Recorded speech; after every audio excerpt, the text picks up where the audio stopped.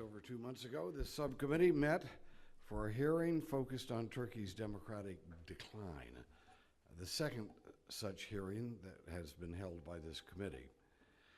8 days later, an attempt was made to overthrow the AKP government, and during the chaos and conflict on the night of July 15th, over 240 Turkish civilians were killed, and the Turkish parliament bombed from the air.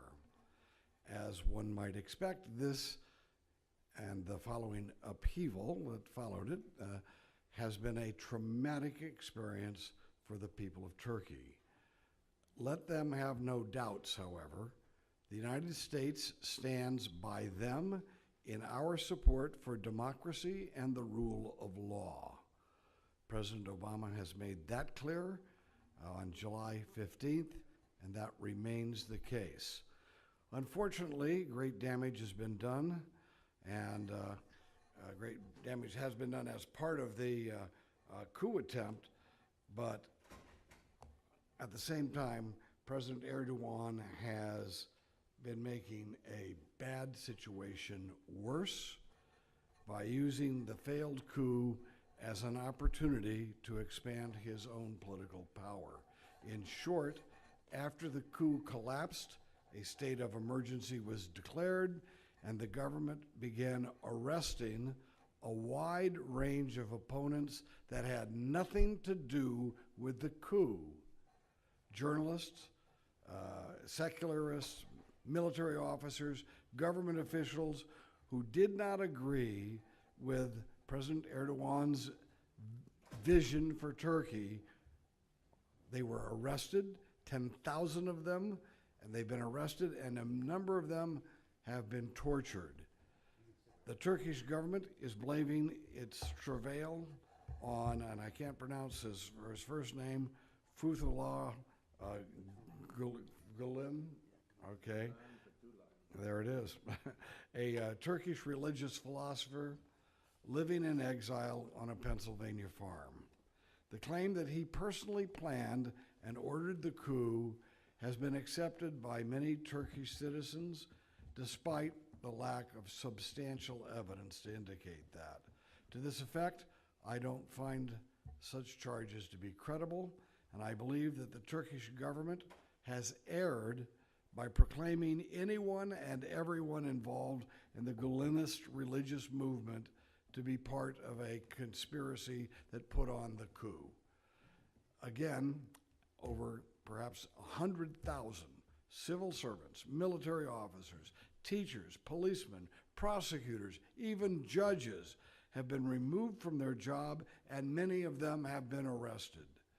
They have been replaced by Erdogan's cronies, by political opportunists, and yes, by even Muslim Brotherhood radicals and other Islamic fascists.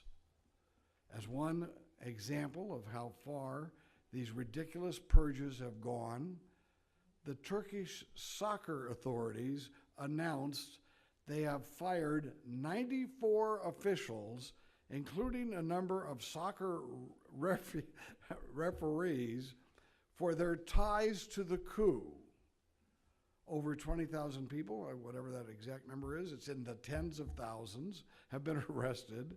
And the government of Turkey has used this coup to settle old scores and to clean out of their house those it does not seem or deem sufficiently loyal to Erdogan's vision for Turkey.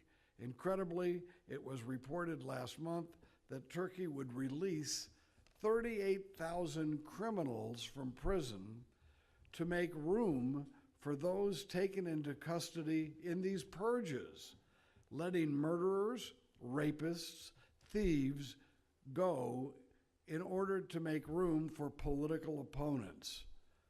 I don't think it doesn't get much worse than that. As we have in our conversations about recent events in Turkey, I want to underline my desire to see Turkey become an economically strong partner of the United States that is at peace both at home and with its neighbors. The Turks have been wonderful allies of the American people. And as we're going through this testimony today, and we're seeing what the current regime in Turkey is doing, which is heavy-handed and wrong, let's not forget that the Turkish people themselves have been so loyal to us. We must wish them well and do what we can to try to help them through this confusing time period. It means that Turkey, as I say, needs, in order to do that and for us to succeed and for them to succeed, Turkey needs to have strong democratic institutions, a free press, and a country in which people abide by the rule of law. The government's current witch hunt that sees disloyal Gulenists behind every door is bound to backfire even in the short run, but be disastrous in the long run. The fear and tension created by a thuggish coup and by a heavy-handed response does not and is not serving the Turkish people well.